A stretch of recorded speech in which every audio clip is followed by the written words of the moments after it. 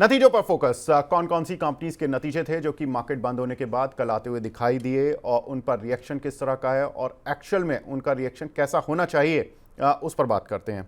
सबसे पहले शुरू करते हैं बाजार की एफएमसीजी की दिग्गज आईटीसी, जहां पर की रेवेन्यूज में करीब 7% का जंप आता हुआ दिखाई दिया कल के सत्र में। और प्रॉफिट्स में देखें तो फ्लैटिश सा था, 4900 करोड़ से बढ़कर 4918 करोड़, तो लगभग 0.3% की ही बढ़त देखने के लिए मिली। रवि सर, कैसे देख रहे हैं आईटीसी? देखिए, मैं आपको बताऊं विवेक भाई, ये जो स्टॉक है ना, ये दो टाइम पे ही चलता है। एक सबसे ज़्यादा कब चलता है ये सबको याद आ गया होगा, बजट के टाइम पे, क्योंकि हमेशा बजट के टाइम पे यही एक स्टॉक है जो कि 10 बार में से 9 बार आपको सिर्फ बाइंग साइड से मोमेंटम दिखाता है। और उसके बाद चूँकि कोटा पूरा हो जाता है तो थोड़ा सा प्रॉफिट बुकिंग जोन में होता है। रिजल्ट यहाँ पर ठीक ठाक आए हैं, अच्छे आए हैं, लेकिन जो मुझे अट्रैक्शन दिखाई देता है वो ये दिखाई दे रहा है कि इस समय जो रेट चल रहा है वो थोड़े से हायर जोन पे हैं। यहाँ पर थोड़ी प्रॉफिट बुकिंग आनी चाहिए। अब कितनी आनी चाहिए उसको भी फोकस करें तो मुझे लगता है 460 रुपये तक अभी ये स्टॉक कुछ इसी तरीके से चलता हुआ नजर आएगा। अब रिस्क आ जाता है कि लॉन्ग टर्म ट्रेडर क्या करें। देखिए, लॉन्ग टर्म अगर आपका ट्रेड है तो बने रहिए, क्योंकि 550 के लक्ष्य यहाँ पर आएंगे और थोड़ा बहुत करेक्शन यहाँ पर अगर आता है तो आप ऐड ऑन कर सकते हैं। तो अभी अगर रिजल्ट को यहाँ पर डिकोड करने की कोशिश करें तो मुझे लगता है थोड़ा सा प्रॉफिट बुकिंग वापस रिकवर होती हुई नजर आएगी, क्योंकि ये स्टॉक 460 से अचानक से 490 की तरफ भागा है। तो अभी जो रिजल्ट आए हैं उसका जितना भी अपवर्ड मूव था वो ले चुका है। यहाँ पर थोड़ी प्रॉफिट बुकिंग आ सकती है। बिल्कुल, तो यहाँ पर प्रॉफिट बुकिंग आ सकती है। बाजार का दूसरा दिग्गज जो ऑटो सेक्टर का है, टाटा मोटर्स, इसके भी नतीजे कल आते हुए दिखाई दिए और नतीजे देखने से तो काफ़ी इंटरेस्टिंग और अच्छे लग रहे थे। रेवेन्यूज़ में करीब 6% का जंप और प्रॉफिट्स में करीब 72% का जंप देखने के लिए मिला। प्रॉफिट जो ड्राइव हुआ वो जेएलआर के शानदार जो कंट्रीब्यूशन था उसकी वजह से रहा। और जो मैनेजमेंट कमेंट्री थी उसमें थोड़ा सा डिसअपॉइंटमेंट इन्वेस्टर्स को ये मिला कि जो इन्होंने गाइडेंस दी हुई थी पूरे फिस्कल ईयर के लिए वो उन्होंने मेंटेन रखी हैं। अब चूंकि जब जेएलआर का इतना अच्छा कंट्रीब्यूशन आ गया था तो इन्वेस्टर कल के नतीजों के बाद ये एक्सपेक्ट कर रहे थे कि वो अपनी गाइडेंस को शायद अपवर्ड रिवाइज कर सकते हैं, लेकिन ऐसा हुआ नहीं और उसकी वजह से आज काउंटर में करीब 2.5% से 3% की गिरावट है। रवि सर, इसको नतीजों के एंगल से देखना चाहिए या गाइडेंस के एंगल से, या इस एंगल से कि आज मार्केट चूंकि सेंटीमेंट वीक है, मार्केट गिरा हुआ है तो इसलिए काउंटर गिर गया?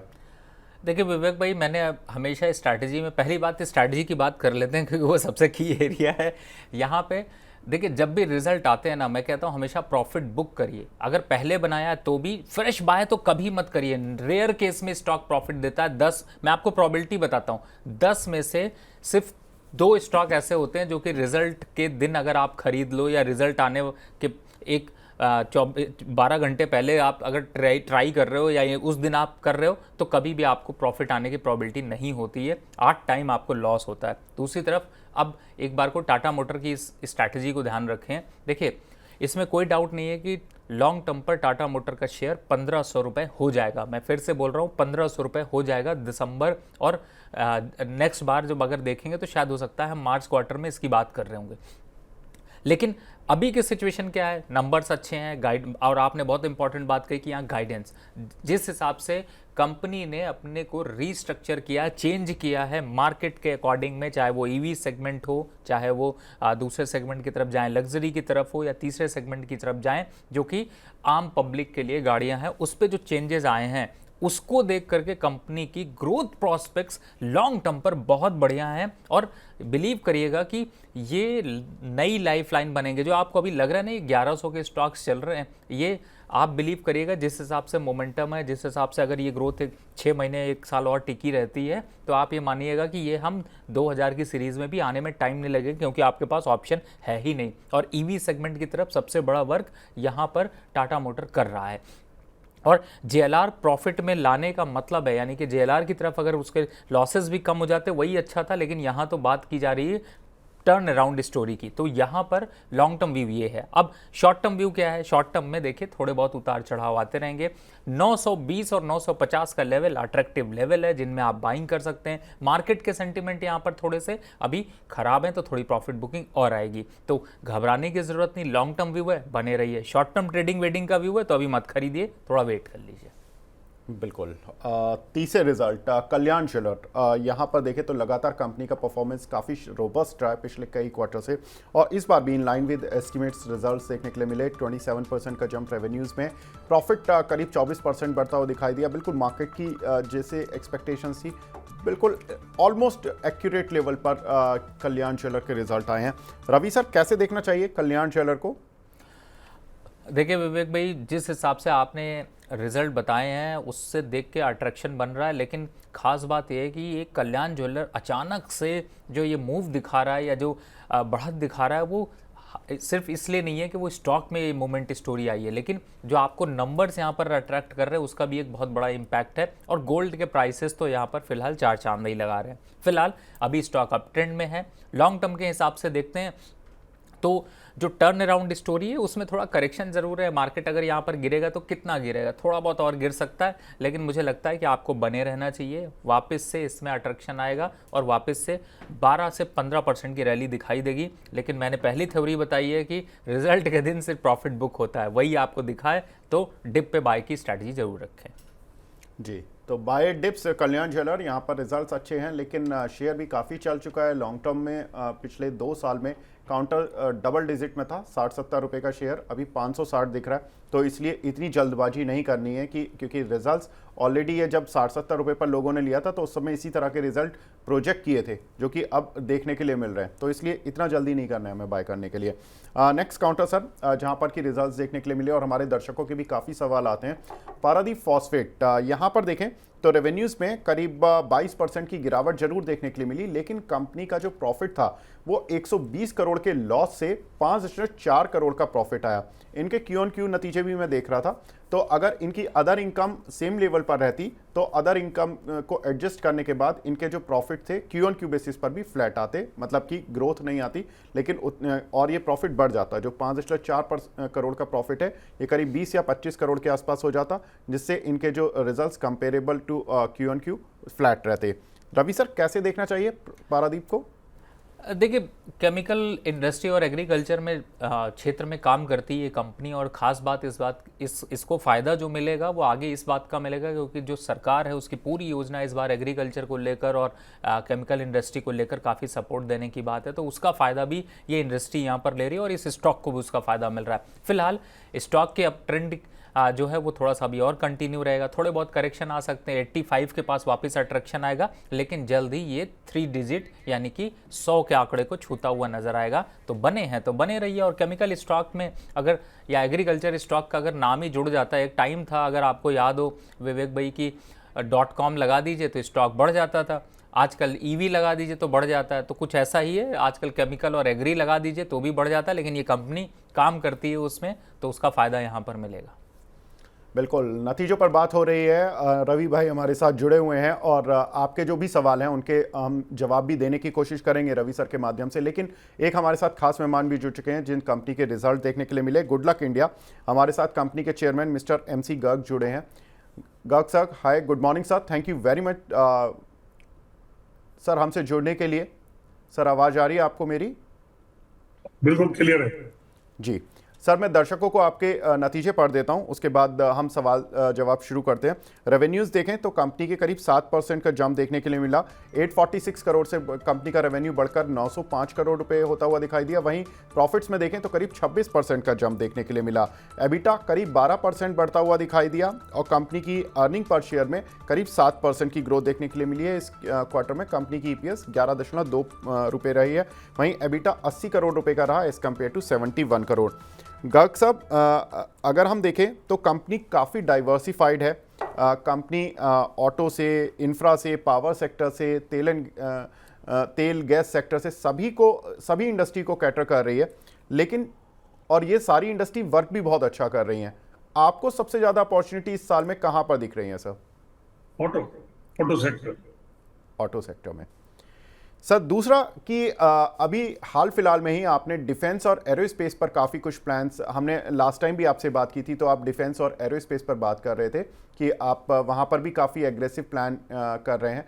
क्या कुछ प्लान्स हैं सर इस फिस्कल में और कितना रेवेन्यू कंट्रीब्यूशन होगा? at the full steam which will come in the latter half of the next year. Okay We expect to generate the revenue of around 350 to 400 crore. Okay Plant will be commissioned in the first quarter of next year. Plant is under erection.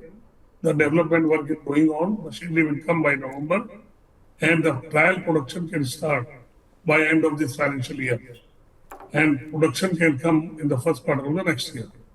Ji sir, तो इस पूरे expansion पर कितना खर्च कर रहे हैं? कुछ फंड रेजिंग और भी करनी है, क्योंकि हमने देखा था कि जनवरी में आपने QIP से 200 करोड़ फंड रेज किया था।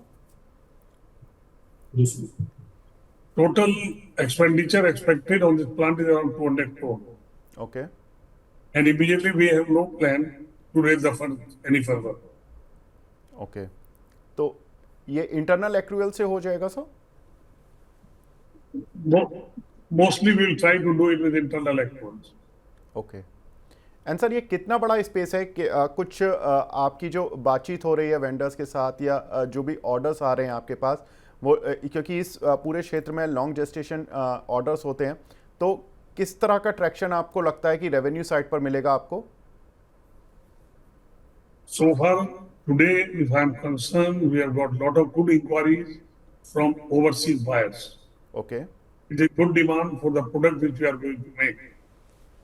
And we are very much upbeat so far as the order quantities are concerned. But when the production comes, when the approval comes, then only we can tell you, but I am very confident that it will be a game changer to the company. Okay great.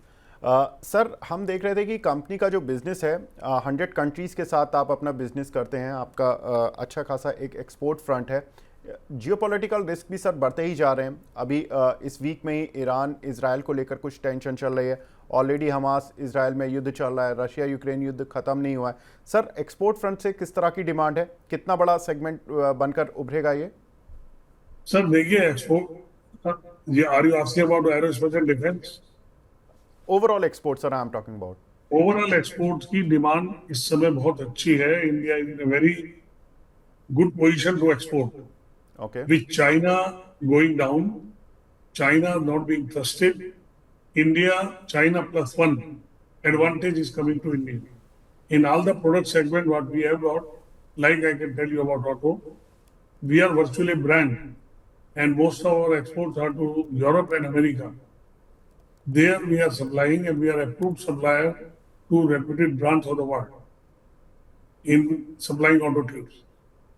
In defense also, we will be making shells, and they are in plenty of demand around the world, okay and we don't expect any problem so far the supply is concerned. जी sir, एक जो आपका LDP वाला जो plant था, उसके expansion से कितना इम्पैक्ट देख रहे हैं? देखिए, the plant is getting commissioned on 15th September. Plant is almost ready, okay and we will commission it on 15th September, and ramping up will take around 3-4 months. There also we have a good demand. This tube, these will basically replace the seamless tube. Demand in India and demand abroad is, as of today, is fantastic. Why it is fantastic, I will tell you. The destruction of wealth taking place all over the world due to war. Reconstruction should start any time. When the reconstruction starts, the reconstruction industry will use this hydraulic tubing, which is already in short supply. Okay And these our tubes are electrically welded tube. They will replace the seamless pipe, which are 30% more expensive. And our plant is one of the few in the world, in the range in which we are going to put up this plant. जी So there also, I am very confident that we are going to make much difference to overall performance of the company when the plant is fully ramped up. जी Which will be ramped up by end of this financial year. And the next year we'll see full revenue contribution from this plant. जी sir, raw material prices की क्या situation है? क्योंकि हमने देखा कि काफ़ी कुछ जो मेटल प्राइसेस हैं, अब बेस मेटल खास तौर से कुछ रिकवर होती हुई दिख रही हैं on the global front. I don't know how you have got this information. Metal prices are under pressure as of today. Okay I think metal prices are going down because of China. China is in bit of difficulty. Chinese prices are going down, which is dragging down the price the world over. Okay sir, last question, guidance क्या कुछ रखना चाहेंगे इस fiscal year के लिए? We are expecting a top line of 4,000 crores, okay 4,000 to 4,100 crores, which will be achieved. The production growth will come anything between 15 to 20% should come over last year, total volume. Okay and sir, EBITDA margins? EBITDA margin will be roughly 8.3% last year, so it will be improving. Okay good sir, wish you all the best for rest of the year sir. Thank you very much हमसे जुड़ने के लिए, अपना कीमती समय देने के लिए।